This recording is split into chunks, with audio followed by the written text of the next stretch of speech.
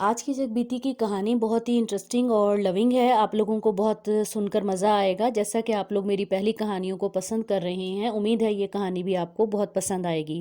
کہانی کچھ یوں ہے کہ ایک لڑکی پارلر میں کام کرتی تھی. اس نے یہ اس بچی کی کہانی میرے ساتھ شیئر کی ہے. دلہن بننے آئی تھی، وہاں پہ ولیمے کی دلہن بننا تھا اس کو. اس نے اس کی کہانی سنی اور مجھے اپنے الفاظ میں بیان کی اور میں آپ کو سنا رہی ہوں. اور وہ لڑکی جو ولیمے کی دلہن تھی وہ کبھی روتی تھی کبھی ہنستی تھی.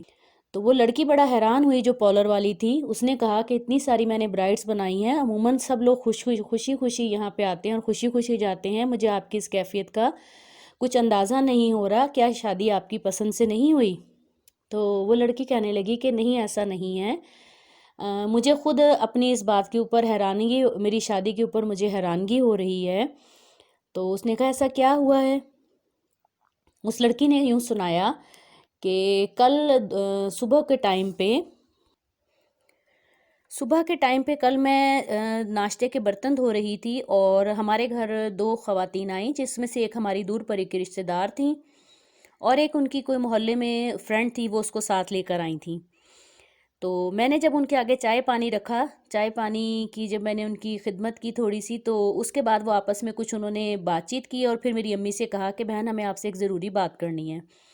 میں واپس کچن میں آ گئی اور آ کے برتن دھونے لگ گئی. تھوڑی دیر کے بعد امی کمرے سے، ڈرائنگ روم سے بڑی بے چینی سے باہر آئیں اور میرے ابو سے کچھ کہا. میرے بھائی کو بلایا گیا، فون کیا گیا اور میرے بھائی کو بلا لیا گیا. مجھے کچھ سمجھ نہیں آ رہا تھا کہ ایسی کیا پریشانی ہو گئی ہے، ایسی کیا پریشانی ہے یا کیا وجہ ہو گئی ہے جو میری امی اتنی پریشان ہو گئی ہیں ایک دم، اور کیوں اس طرح جلدی جلدی بھائی اور ابو کو بلا رہی ہیں. خیر میں نے کوئی اتنی زیادہ دلچسپی نہ لی. تھوڑی دیر کے بعد ہی وہ دونوں خواتین چلے گئیں اور 2 گھنٹے کے بعد وہ دونوں خواتین اور ان کے ساتھ 3-4 اور لوگ، جس میں والد والدہ اور ایک لڑکا بھی شامل تھا، وہ سب ہمارے گھر 5-6 لوگ پھر دوبارہ سے مہمان آ گئے.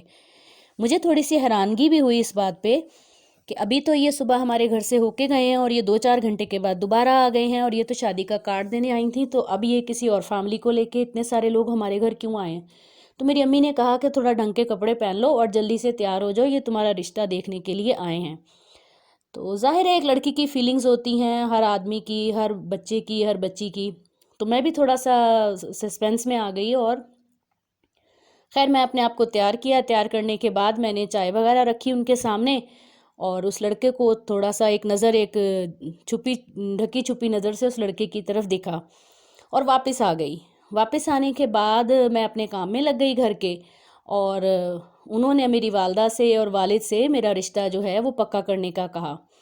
میرے والد اور والدہ نے اپنے سب بڑوں کو فون کیا اور ان سے رابطہ کیا، اور رابطہ کرنے کے بعد میرا رشتہ جو ہے انہوں نے 1 گھنٹے میں ڈن کر دیا. اور رشتہ ڈن ہونا 1 گھنٹے میں ایسے تھا کہ جیسے میری زندگی کو فوراً ہی کسی اور کے نام انہوں نے لکھ دیا.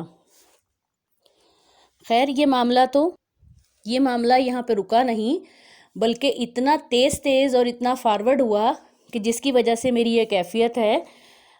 آنن فانن انہوں نے کہا کہ ہم ابھی عصر اور مغرب کے درمیان ہم نکاح کریں گے اور نکاح کے بعد اس بچی کو رخصت کر کے لے جائیں گے، کیونکہ یہ لڑکا جو ہے ساؤتھ افریقہ سے آیا ہوا ہے اور ہم 1-1.5 مہینے سے اس کا رشتہ ڈھونڈ رہے تھے، ہمیں مل نہیں رہا تھا. آپ لوگوں نے ہمارا جو ہے بھرم رکھ لیا، ہماری عزت رکھ لی اور ہمیں یہ بچی پسند آ گئی.